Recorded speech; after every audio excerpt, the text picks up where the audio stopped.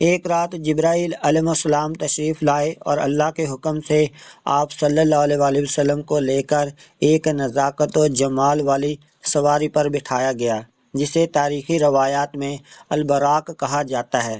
براق ایک ایسی مخلوق تھی جو بہت تیز تھی، ایک کر کے برابر زمین پر لمبی چلتی تھی۔ آسان لفظوں میں یہ ایک معجزاتی سواری تھی۔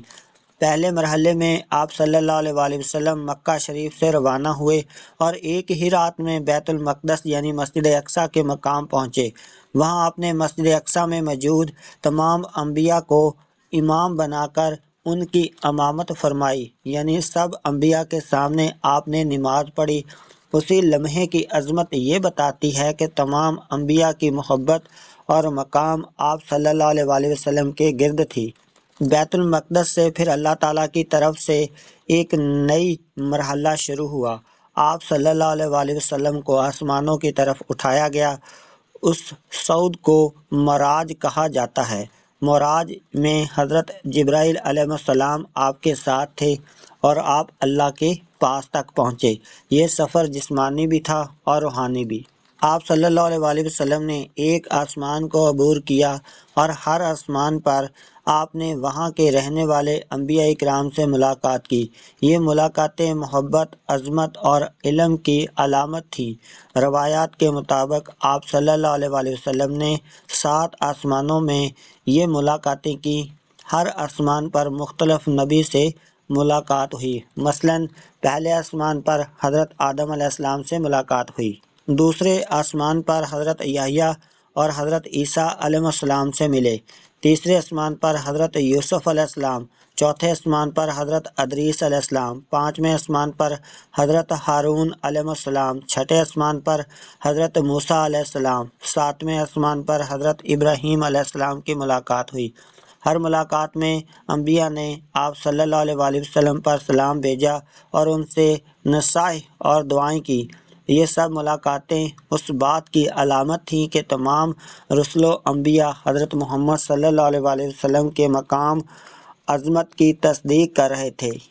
7ویں آسمان کے بعد ایک مخصوص مقام آیا جسے روایات میں سدرۃ المنتہا کہا گیا ہے۔ یہ ایسی جگہ ہے جہاں سے آگے مخلوقات کا پہنچنا اور اندازہ کرنا ممکن نہیں۔ وہاں آپ صلی اللہ علیہ وآلہ وسلم نے بہت بلندی کے مناظر دیکھے، جنت کے نظارے اور کچھ نشانات قدرت دیکھے جنہیں آنکھوں سے دیکھنا انسان کے بس سے باہر ہے۔ اسی مقام پر اللہ تعالیٰ نے آپ صلی اللہ علیہ وآلہ وسلم سے خصوصی خطاب فرمایا۔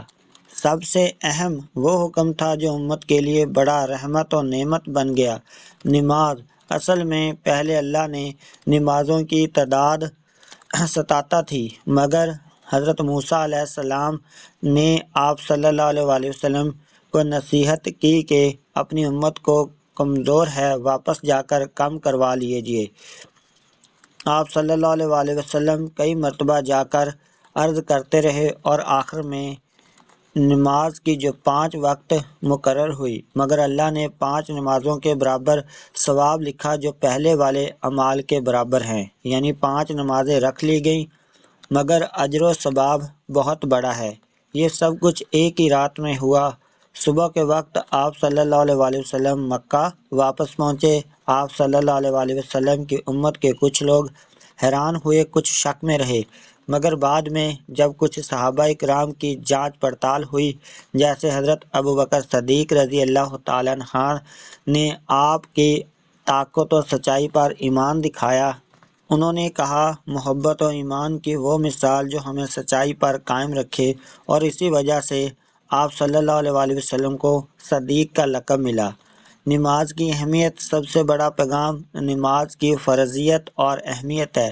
نماز ایمان کا ستون ہے، نبی کی عظمت اور مقام۔ اس واقعے نے دکھایا کہ اللہ نے حضرت محمد صلی اللہ علیہ وآلہ وسلم کو بہت بلند مقام عطا فرمایا۔ امتحان میں صبر۔ یہ کہانی ہمیں سکھاتی ہے کہ جب بہت تکلیف ہو تو اللہ بہت بڑی نعمت عطا کر سکتا ہے۔ روحانی تجربہ۔ یہ ایک ایسی بات ہے جو انسان کی روح کو تقویت دیتی ہے، اللہ کی طرف رجوع کا احساس بڑھتا ہے۔ انبیاء کا اتحاد۔ سب انبیاء کی ملاقات اس بات کی دلیل ہے کہ اسلام پیغام توحید کی تکمیل ہے۔ سابقہ انبیاء بھی ایک ہی دین کی طرف دعوت دیتے رہے۔ نماز روز کا معمول بنائیں۔ یہ سفر ہمیں یہی سکھاتا ہے۔ مشکل وقت میں صبر اور دعا کریں۔ اپنے نبی صلی اللہ علیہ وسلم کی محبت میں بڑھوتری لائیں اور اس کے اخلاق پر عمل کریں۔ دوسرے انبیاء کرام کا احترام رکھیں۔ یہ ہمارا مشترکہ ورثہ ہے۔ اچھا دوستو، یہ تھا سفر اسراء و معراج کا دل کی آواز والا واقعہ۔ امید ہے کہ آپ کو یہ کہانی پسند آئی ہوگی اور آپ نے اس سے کچھ نیا سیکھا ہوگا۔ اگر آپ چاہتے ہیں تو آئندہ ویڈیوز میں ہم اس واقعے کے مخصوص پہلو، سدرۃ المنتہا کے مناظر، انبیاء سے ملاقات کی تفصیل انشاءاللہ بتائیں گے۔ مزید چینل کو سبسکرائب کریں۔ اللہ حافظ۔